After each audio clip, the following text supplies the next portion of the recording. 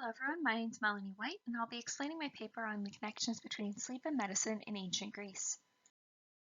We'll begin by examining sleep medicine in a modern context so that we have a better understanding of how to apply it to the ancient world.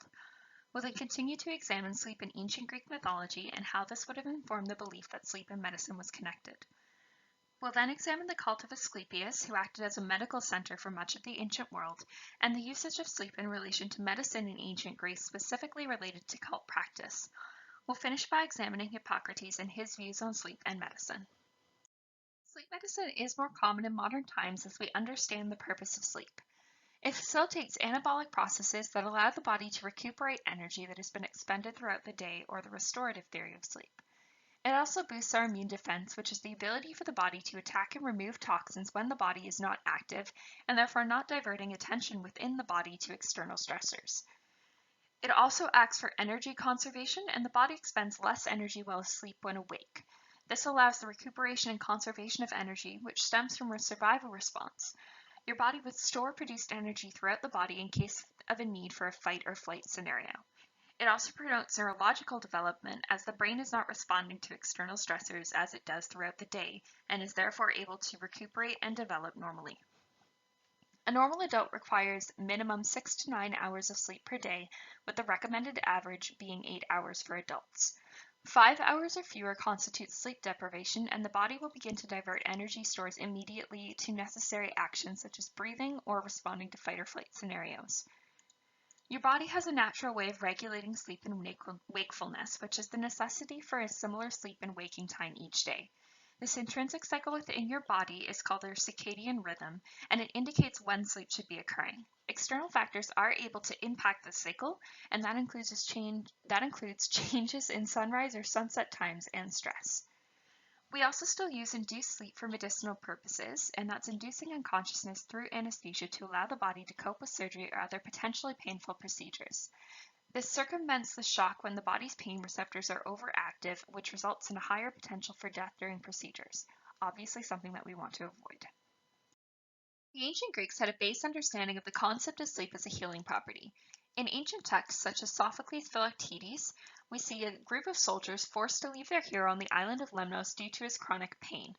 As they're leaving for Troy, they cry out for the god Hypnos, who is the god of sleep, to come and heal him by inducing sleep for him. This brings an association with the god as a healer, as they recognize that sleep will stop the pain and rejuvenate the body.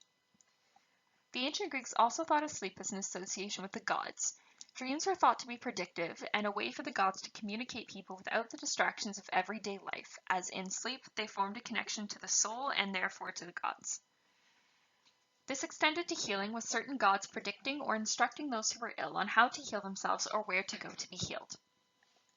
Hippocrates himself even extensively examined the notions of sleep and insomnia, as he recognized that sleep was an indicator of either healing from a disease or an oncoming one.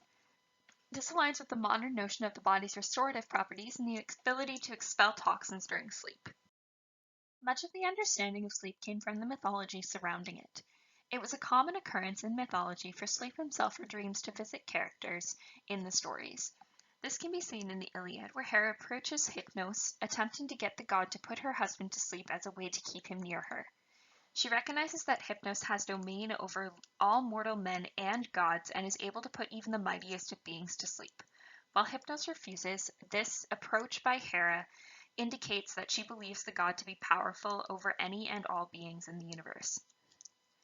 We also see a connection between Hypnos and his brother Thanatos, who is the god of death. The Greeks associated the two, but Homer describes Hypnos as sweet like honey. This creates a positive connotation with sleep, as it formed a connection between the person who is asleep and the gods, but unlike death, sleep was impermanent. We see this connection displayed clearly in the Iliad, where Hypnos is being tasked to carry Sarpedon to Hades after his death. He's working here with his brother Thanatos to deliver the man to Hades in a painless way. We also see dreams displayed clearly in the mythology, as Penelope in the Odyssey is awaiting her husband's return and prays for her dreams to be interpreted. She gets visited by one of the Oneri, who are the personification of dreams, telling her that it was he who was in the dream and that her husband would return to her. The Oneri in mythology existed beyond the realm of death, entering mortal dreams through one of two gates. Through one, the Anere would present a truthful dream to the sleeper, and through the other, a deceitful one. Penelope prayed and was visited by one of the truthful Anere, who confirmed that her dream was indeed a prophecy of her husband returning to her. This informs the belief that sleep and dreams were definitely connected to the gods and a way for the mortals to connect with them when they weren't able to while they were awake. This notion of divine intervention extends directly to healing in the cult of Asclepius. Here, Asclepius is worshipped as the god of medicine and the son of Apollo. He was killed by Zeus in his mortal life with a lightning bolt, as he practiced medicine so well that he could bring back the dead, a trait Zeus did not want passed on to other mortals. After his death, he becomes a divine figure of worship. There is a temple erected at Epidaurus to Asclepius where ill patients could come to be healed by the god through the priests and priestesses there. Pausanias notes 70 inscriptions of specific cures on the walls of the temple, including surgical procedures performed there under the guiding hand of Asclepius himself. If a person was able to afford it, they could travel from anywhere in Greece to the sanctuary. There they would bathe themselves in purifying waters, make a sacrifice to the god, and await their healing process within a rounded room at the center of the building. The cult of Asclepius used sleep as a way to connect with the god directly by means of their ill patients. In order to receive guidance from Asclepius, the diseased person would undergo a process called enkoimesis. This process would cause the person to fall asleep, and they would lay still on a slab awaiting the god's appearance. It's worth noting that enkoimesis does not refer to a natural sleep, but rather an induced one. So these people would be given something to help them fall asleep or to fall into a coma-like state until they were able to receive treatment. Through the god's presence, the healer would then be able to administer treatment to the patient, and this could be surgical or otherwise, and or be able to give prescriptions to be followed when the patient awoke. These procedures were believed to be guided by the hands of Asclepius himself, who appeared through the dreams of the patients, as sleep formed a temporary connection to the god. We can note that this is an instance of almost ancient anesthesia. It's a concrete example of the connection between sleep and medicine in ancient times. The healers at the temple understood that these miracle cures could not be performed while the patient was awake, as they often included painful procedures that would result in the death of their patient. Of the 70 inscriptions that Pausanias notes, he notes a few specific surgical cures that were completed by the healers at the Asclepion of Epidaurus. These include removing a foreign body from the jaw of Euhippus while he was asleep, as well as a full surgical procedure from start to finish of removing an abscess from a man's abdomen. The first inscription, indicating the removal of the foreign body from Euhippus's jaw, reads, "Euhippus had had for 6 years the point of a spear in his jaw. As he was sleeping in the temple, the god extracted the spearhead and gave it to him in his hands." This implies that the man was able to walk out of the temple with the spearhead, thereby having evidence of the completed surgical procedure. The second inscription reads, "A man with an abscess within his abdomen. When asleep in the temple, he saw a dream. It seemed to him that the god ordered the servants who accompanied him to grip him and hold him tightly so that they could cut open his abdomen. Thereupon Asclepius cut his belly open, removed the abscess, and after having stitched him up again, released him from his bonds. Whereupon he walked out sound, but the floor of the Avaton was covered with blood." Another indicator that the surgical procedure did not happen in a dream but happened in reality is the floor of the temple being covered with blood when the man walks out. Both times, the actions of the healers were attributed to the guidance of Asclepius that the patients saw in their dreams or to Asclepius himself.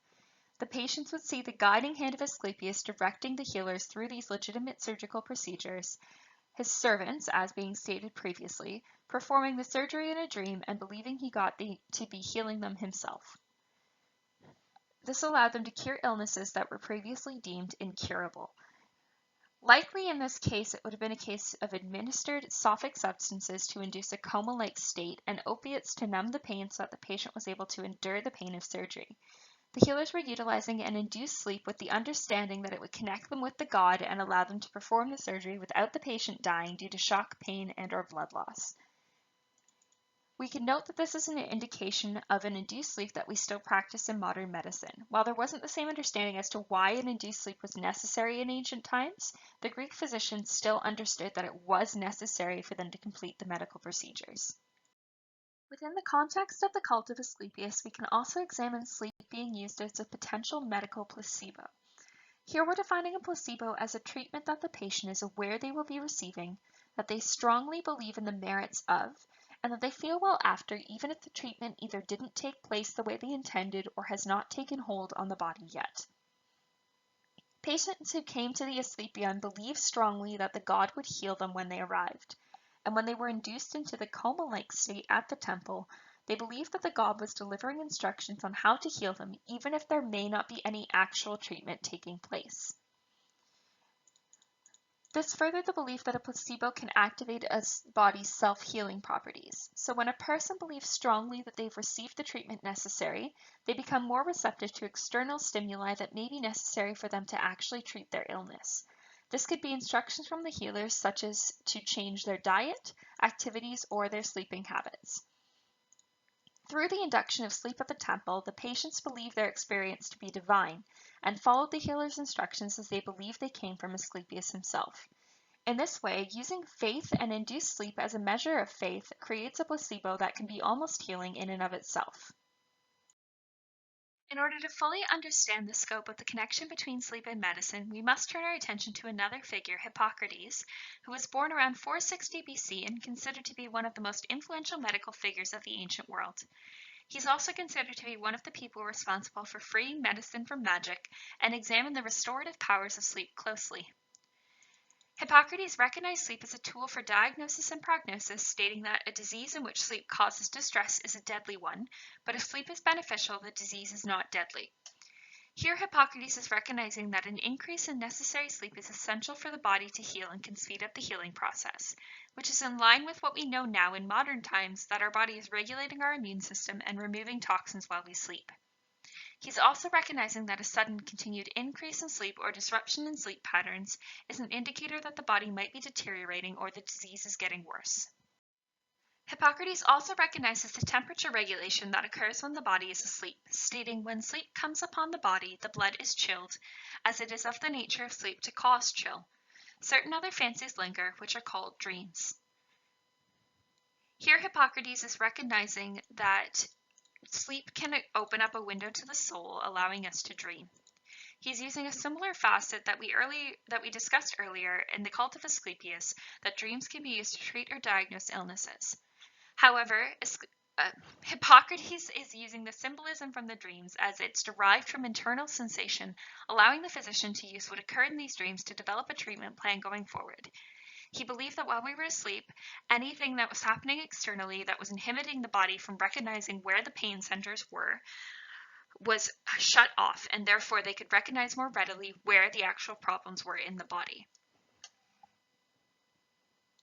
After examining the cult of Asclepius and the findings of Hippocrates, we can see that sleep is used frequently by physicians in the ancient world, similarly to how we use it in a modern context. The ancient Greek physicians still made use of an induced sleep to perform surgeries or other treatments on ill patients, and used increased or decreased sleep as an indicator of possible disease. In a modern context, we would call that symptom fatigue. The difference in the ancient world was that Greeks put this understanding down to the gods. We saw early on that the Onere would deliver prophecy to people and interpret it if they prayed correctly. Prophetic dreams could be used to diagnose and form a treatment plan for a patient who understood what the gods' plans for them were. We also saw prayers being sent to Hypnos to guide a man in pain to sleep. This is a way of recognizing sleep as a way to interrupt pain receptors to keep the body stable, but praying for that to be induced so a mortally wounded man would not have to suffer. And we also see Asclepius guiding his healers in his temples. This meant that the treatments at the temple were a direct result of the interference of the god of medicine. Thus, we can see clearly the connection between sleep and practice medicine in the ancient world, similar to that which we see in the modern world. I'd like to take a moment to thank you for viewing my presentation. If you have any questions for me, I'd be happy to answer them at the Q&A session on Sunday, March 14th, occurring here from 10 a.m. to 1 p.m. If you have any interest in learning more about what I talked about today, I invite you to examine the references below so that you can do further reading for yourself. Thank you. Have a great day.